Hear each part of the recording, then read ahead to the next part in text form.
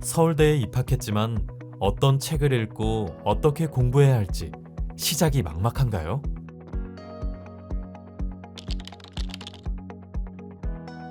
융합지식의 문은 교수님의 강연을 듣고 추천 도서를 소개받는 중앙도서관의 지식 컨텐츠입니다. 여러 학문 분야 교수님과 함께 초학제적 관점의 질문과 해답을 탐구하고 라이크 SNU 지식 추천 시스템으로 독서 계획을 세워봅시다.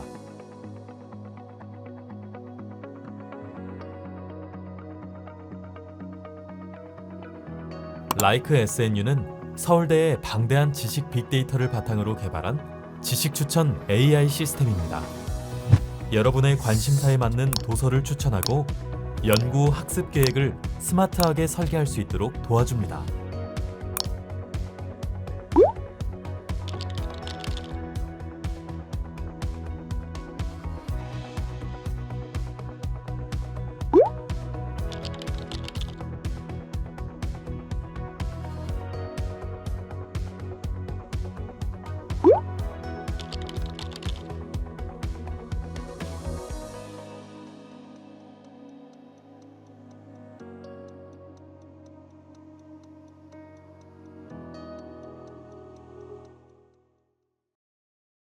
네, 안녕하세요. 저는 서울대학교 공과대학 에너지자원공학과에서 교육과 연구를 하고 있는 교수 정은혜입니다. 저는 에너지자원 개발과 수반하여 일어나는 환경오염 문제를 저감하는 기술, 그리고 환경오염 처리 기술을 응용한 에너지자원 개발 기술 연구를 하고 있습니다.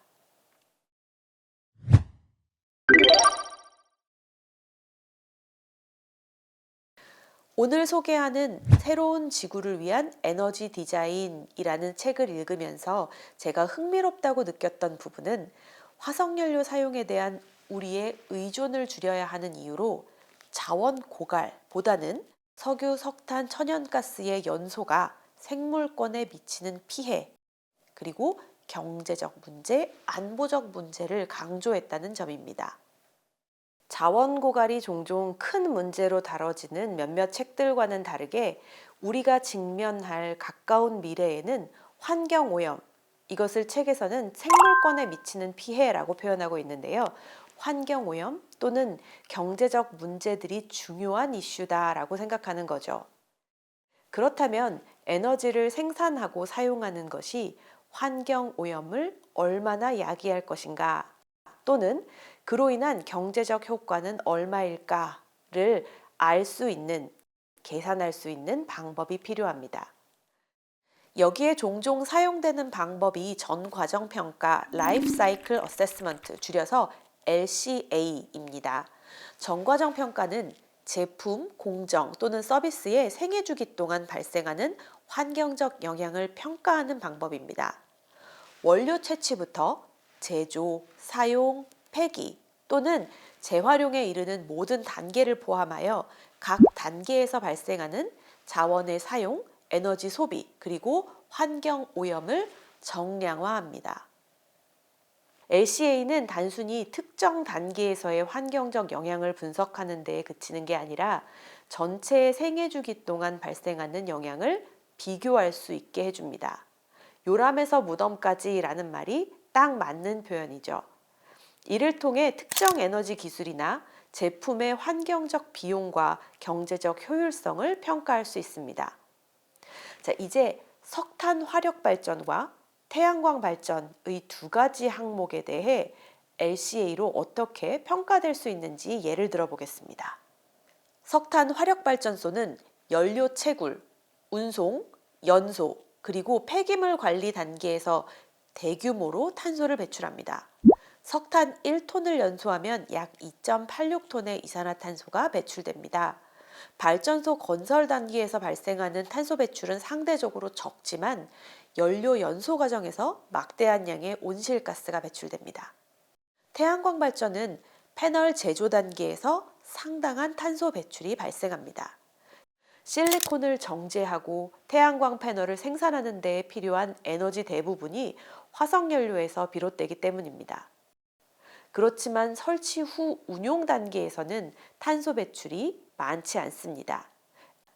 LCA 결과에 따르면 태양광 발전의 생애 주기 동안 1kW 시당 약 40에서 50g의 이산화탄소가 배출됩니다. 이는 석탄 화력 발전의 1kW 시당 약 820g의 이산화탄소 배출량에 비해 매우 적은 수준이죠. 석탄 화력 발전은 초기 설치 비용이 낮아서 단기적으로 경제성이 뛰어난 것처럼 보입니다. 하지만 연료비 그리고 온실가스 배출에 따른 환경 비용 등이 장기적으로 큰 부담이 됩니다. LCA 결과를 통해 연료 수급 비용, 환경 보건 비용 등이 포함된 실제 발전 비용은 초기 예상보다 훨씬 높게 산정이 됩니다. 태양광 발전은 초기 설치 비용이 높지만 연료비가 들지가 않고 유지보수 비용이 적어서 장기적으로 경제적일 수 있습니다. 저는 여기에서 배울 수 있는 것 중 하나가 바로 종합적 사고의 중요성이라고 생각합니다.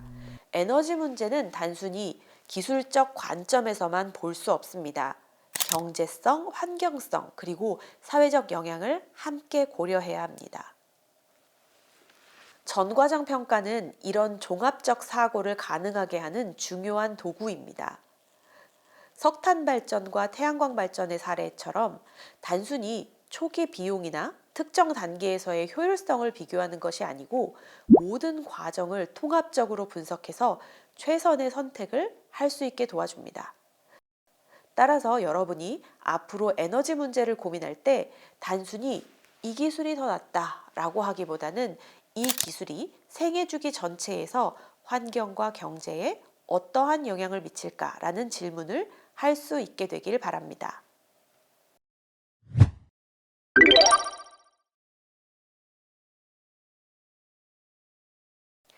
제가 이번에 추천하는 새로운 지구를 위한 에너지 디자인이라는 도서는 약 480페이지에 달하는 다소 긴 호흡의 책입니다. 공학적, 경제학적 배경 지식 없이 이해하기 어려운 부분이 군데군데 있어서 전공과 무관하게 모든 대학생들에게 통독을 추천하기에는 어쩌면 적절하지 않다고 생각하실지도 모르겠습니다. 하지만 그럼에도 불구하고 여러분께 이 책을 추천하고자 하는 이유는 우리가 염려하고 있는 기후위기에 대응하기 위해 그리고 고도화된 산업의 발달로 수요가 급증하는 전력량에 대응하기 위해 우리가 해결해야 하는 방법을 찾기 위해서 반드시 알아야 할 에너지원의 역사적 변천사가 책에 포함되어 있고 그리고 앞으로 에너지가 어떤 기준으로 디자인되어야 할지에 대해서 에너지와 경제, 에너지와 환경, 에너지와 사회 간의 관계에 대해 책은 깊이 성찰할 수 있게 해주기 때문입니다. 이 책은 방대한 기술 자료와 통계 자료를 근거로 주장을 펼치고 있는데 이 책이 쓰여진 때로부터 10여 년이 흐른 지금까지 기술 개발로 인해서 수정되어야 하는 자료들이 다소 있을 것으로 생각되지만 에너지 자원에 대한 전체적인 흐름을 이해하는 데에는 큰 도움이 될 것이라고 생각합니다. 저자는 현대사회의 눈부신 기술 발전이 화석연료로 대표되는 에너지 자원의 개발과 에너지 사용기기의 발명 그리고 개선에 기반하여 이루어져 왔으며 미국 등의 선진국가들이 이러한 기술 발전의 혜택을 크게 누리면서 에너지 사용량을 크게 증가시켜 왔다고 서술하고 있습니다. 에너지 효율이 향상됨에도 불구하고 에너지 사용량은 저감되지 않고 오히려 증가되었다는 뜻입니다. 그러면서 온실가스 배출이 늘고 기후변화를 야기하였다.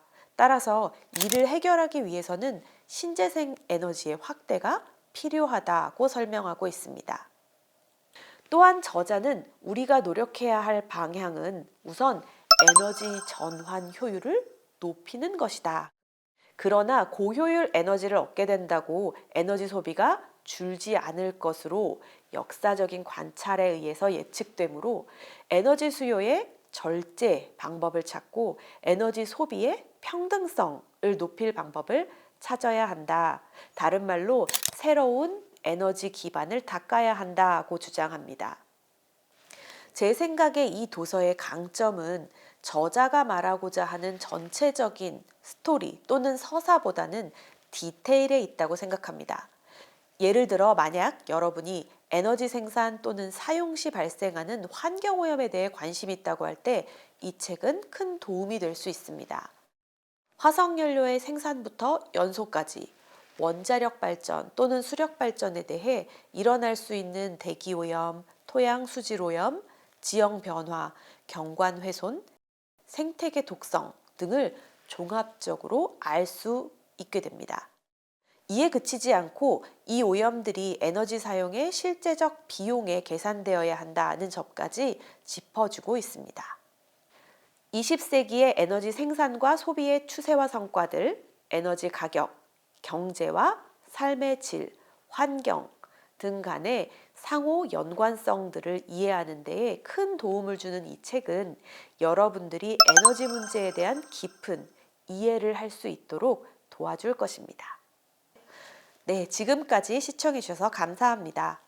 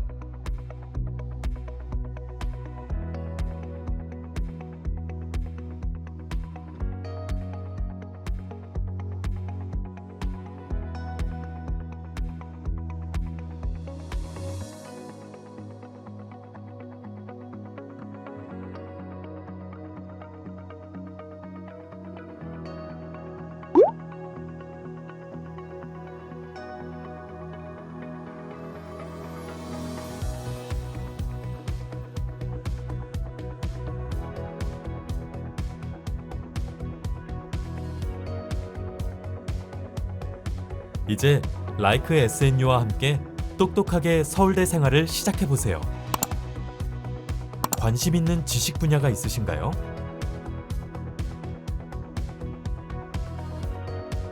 지식 유니버스에서 도서, 논문, 강의 등 빅데이터를 통해 만든 지식의 우주를 탐험해보세요. 다양한 주제로 연결한 지식 유니버스에서 원하는 지식 분야를 탐색하며 새로운 지식을 발견해보세요.